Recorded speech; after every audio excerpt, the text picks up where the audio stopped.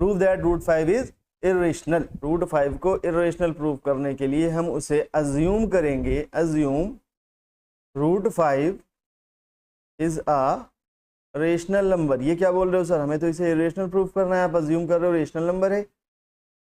जी हाँ, इसको बोलते हैं कॉन्ट्रडिक्शन मेथड। क्या बोलते हैं इसको, कॉन्ट्रडिक्शन मेथड बोलते हैं इसको। इसमें क्या करते हैं हम, जैसे कि हमें प्रूफ करना है रूट 5 इरेशनल, तो इसे हम उल्टा मानेंगे रेशनल, और बीच में कुछ ना कुछ करेंगे और दिखाएंगे कि कुछ गलती हो गई है, इसमें गलती हो गई है, मतलब हमने अजम्पशन गलत माना था, इसलिए इरेशनल ना हो के ये इरेशनल होना चाहिए। अभी आपको समझ नहीं आ रहा होगा, लेकिन अभी जब पूरा डिटेल में करेंगे तब समझ में आएगा। अज्यूम किया रूट 5 रेशनल नंबर है, तो अगर रेशनल नंबर है तो हम इसे p बाई क्यू की फॉर्म में लिख सकते हैं। आप p बाई क्यू बोलो, a बाई बी बोलो, c बाई डी बोलो, कुछ भी बोलो, तो मैं अभी इसे a बाई बी मान करके सॉल्व करूंगा पूरा, ठीक है। यहाँ पर हम रूट 5 को इरेशनल नंबर हम मान चुके हैं, तो अब रूट 5 को हम लिख सकते हैं। So we can write root 5 is equals to a by b, where a and b are क्या होंगे, a and b इंटीजर्स। यहाँ पर हम क्या मानेंगे, a and b are integers तो मानेंगे, लेकिन को प्राइम इंटीजर्स। कौन से इंटीजर्स, को प्राइम इंटीजर्स। तो ये क्या बोल दिया आपने कि को प्राइम क्या होता है, ठीक है, जिन्हें नहीं पता उनके लिए बता रहा हूँ को प्राइम क्या होता है। देखिए जैसे मान लीजिए मैं 5 लूँ और 7 लूँ, ठीक है, तो क्या ये दोनों किसी भी कॉमन नंबर से डिवाइड होंगे, नहीं डिवाइड होंगे। मान लीजिए मैं 5 और 10 ले लूँ, तो 5 और 10 दोनों 5 से डिवाइड हो जाएंगे, दोनों 5 से डिवाइड हो जाएंगे, 5 इनका कॉमन फैक्टर हो गया, ठीक है। अगर मान लीजिए मैं ले लूँ 3 और 15, 3 और 15 3 से डिवाइड हो जाएंगे। अगर मैं ले लूँ 6 और 9, तो ये दोनों 3 से डिवाइड हो जाएंगे, ठीक है। तो ये जिनका कॉमन फैक्टर मिल जा रहा है, तो ये को प्राइम नहीं है, ये को प्राइम नहीं है, मतलब जो किसी भी कॉमन नंबर से डिवाइड हो जाए वो को प्राइम नहीं होता है, वो को प्राइम नहीं होता है। जो किसी कॉमन नंबर से डिवाइड ना हो वो को प्राइम होते हैं। को प्राइम हमेशा पेयर्स में आएंगे, ठीक है। देखिए मैं पेयर्स में ले रहा हूँ, जैसे 5 और 7, सिंगल नंबर की बात नहीं होगी को प्राइम में। 5 और 7 एक दूसरे के लिए को प्राइम है, हाँ है, क्योंकि ये किसी भी कॉमन नंबर से डिवाइड नहीं होंगे, एक्सेप्ट 1 किसी भी कॉमन नंबर से डिवाइड नहीं होंगे, इसीलिए इनका HCF 1 हो जाएगा, इसलिए इनका HCF 1 हो जाएगा। तो को प्राइम की डेफिनेशन तो ये है कि जिनका HCF 1 हो, जिन दो नंबर्स का HCF 1 होने हैं हम को प्राइम बोलेंगे। या आप सिंपल भाषा में समझो कि जो किसी भी कॉमन नंबर से डिवाइड ना हो 1 को छोड़कर, क्योंकि 1 से तो सभी डिवाइड हो जाते हैं। जैसे कि मैं एग्जांपल लूँ 10 का और 13 ले लेता हूँ। देखिए 10 और 13 किसी भी कॉमन नंबर से डिवाइड नहीं होंगे। मैं 9 ले लेता हूँ और ले लेता हूँ 16, 9 और 16 किसी भी कॉमन नंबर से डिवाइड नहीं होंगे, ठीक है। तो जो कॉमन नंबर से डिवाइड ना हो वो क्या है, को प्राइम। जो कॉमन नंबर से डिवाइड ना हो वो क्या है, को प्राइम, जिनका HCF 1, ठीक है, जिन्हें कोई भी डिवाइड ना कर पाए, जिन दो नंबर्स को कोई भी डिवाइड ना कर पाए। जैसे मान लीजिए मैंने लिखा 6/10, ये को प्राइम नहीं, कट जाएंगे 2 से, 2 3 = 6, 2 5 = 10। अब कैंसिल करके जब मैंने 3/5 लिखा तो अब ये को प्राइम हो चुके हैं, अब ये फर्दर डिवाइड नहीं हो सकते 3 और 5, तो ये 3 और 5 क्या है, को प्राइम, मतलब ये फर्दर डिवाइड अब नहीं होंगे, ठीक है। ठीक है सर, अब रूट 5 को मैंने मान लिया है a by b, root 5 is equals to a by b. मैं क्या कर रहा हूँ, क्रॉस मल्टीप्लाई कर रहा हूँ, ठीक है, ये अपॉन में 1 होगा, यहाँ क्रॉस मल्टीप्लाई कर रहा हूँ, तो यहाँ से क्या आ जाएगा, इधर क्रॉस किया तो a इज इक्वल्स टू, इधर क्रॉस किया तो b रूट, या रूट 5, पहले रूट 5 लिख लेते हैं, रूट 5 b।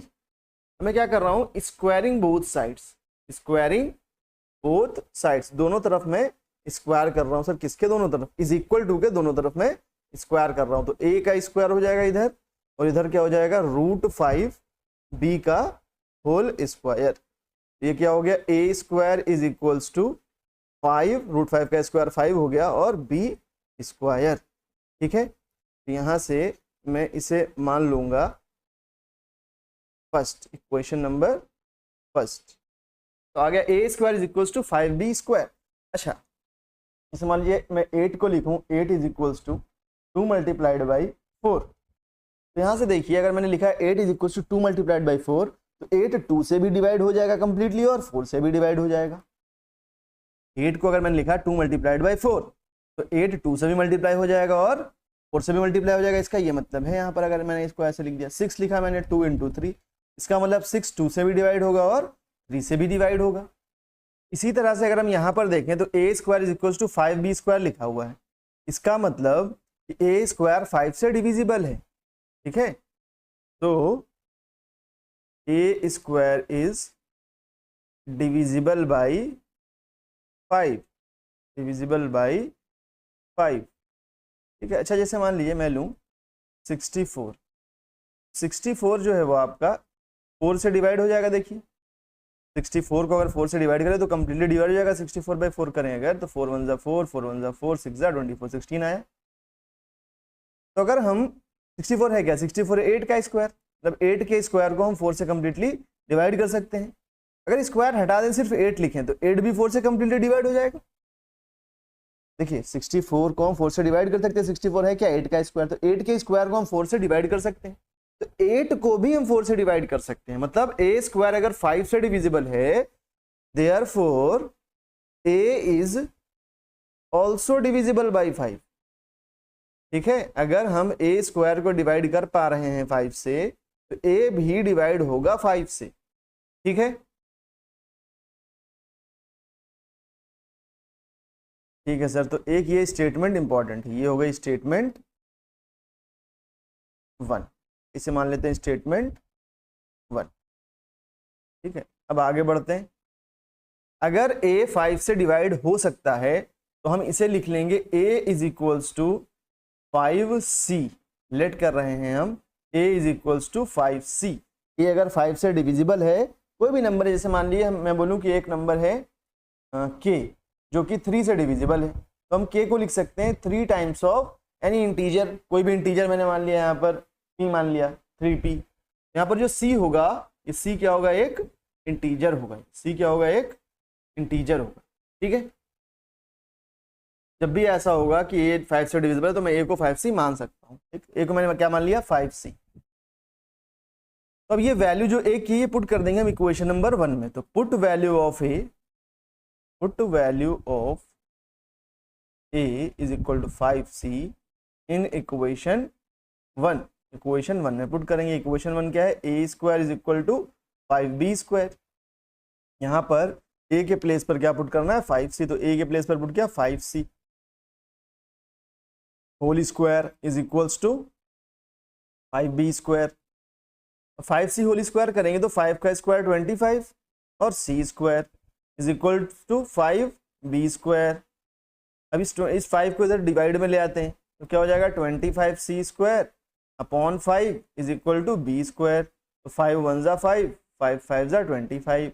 यहाँ से आ गया 5c² is equal to b²। या ऐसा भी लिख सकते हैं b² is equals to 5c²। इसका मतलब कि b² 5 से डिविजिबल है। यहां देखा था जैसे कि a² 5 से डिविजिबल है, तो क्या लिखेंगे, सो b² is divisible by 5, therefore b is also divisible by 5। अभी बताया मैंने थोड़ी देर पहले, क्या बताया था, अगर a² 5 से डिविजिबल है तो अगर ये स्क्वायर हटा भी दें तो जो a बचा वो भी 5 से डिविजिबल होगा। इसी तरह से b² डिविजिबल है 5 से, तो b भी डिविजिबल हो जाएगा 5 से। स्टेटमेंट नंबर 2 काम खत्म हो गया। स्टेटमेंट क्या है, ये 2, स्टेटमेंट 2 काम खत्म, क्वेश्चन सॉल्व। कैसे, देखिए यहाँ से आ रहा है स्टेटमेंट 1 से कि a is divisible by 5, statement 2 से आ रहा है b इज डिविजिबल बाई 5। हमने क्या माना था, a और b को कोप्राइम मैंने क्या बताया था, किसी भी कॉमन नंबर से जो डिवाइड ना हो वो होते हैं कोप्राइम। यहां पर हम देखें, हमने a और b को कोप्राइम अज्यूम किया था। ठीक है, कोप्राइम अज्यूम किया था √5ab where a and b are coprime integers. तो यहां से क्या आ गया कि a 5 से डिविजिबल, b 5 से डिविजिबल, मतलब a और b तो कोप्राइम रहे नहीं। ठीक है, इसका मतलब ये जो चीज आई है यहाँ पर ये गलत है, क्योंकि a और b तो कोप्राइम थे। यहां से क्या रहा है, a और b कोप्राइम नहीं है। ठीक है, मतलब ये कॉन्ट्रडिक्शन हो गया। शुरू में हमने माना था a और b कोप्राइम, यहां से आगे a और b कोप्राइम नहीं, ये कॉन्ट्रडिक्शन है। ये कॉन्ट्रडिक्शन क्यों आया है, क्योंकि हमने √5 को गलत अज्यूम किया था रेशनल नंबर, इसलिए ये क्या हो जाएगा, इरेशनल नंबर। तो हम क्या लिखेंगे अब, from statement 1 and statement 2 A and B both are divisible by 5, but we have assumed A and B as co-prime integers। ठीक है, हमने क्या assume किया था उनको? co-prime integers। So this contradiction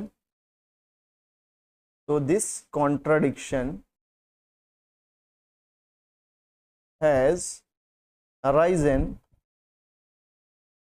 because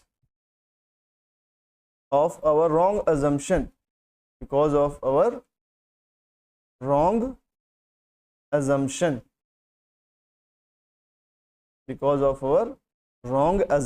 that √2 is rational number. हमने जो माना था कि √2 रेशनल नंबर है, हमने वो गलत अज्यूम किया था।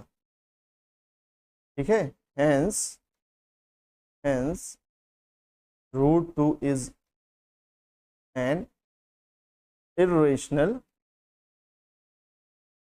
नंबर। तो मैंने यहाँ पर √2 लिख दिया, क्या लेकर चले थे हम लोग? √5। तो यहाँ क्या होगा? √5 होगा। ठीक है, गलती से √2 लिख दिया मैंने, ये क्या हो जाएगा? √5 हो जाएगा। ठीक है, क्योंकि √5 को प्रूफ करना था ना, मैंने वहां पर गलती से √2 लिख दिया। ठीक है सर,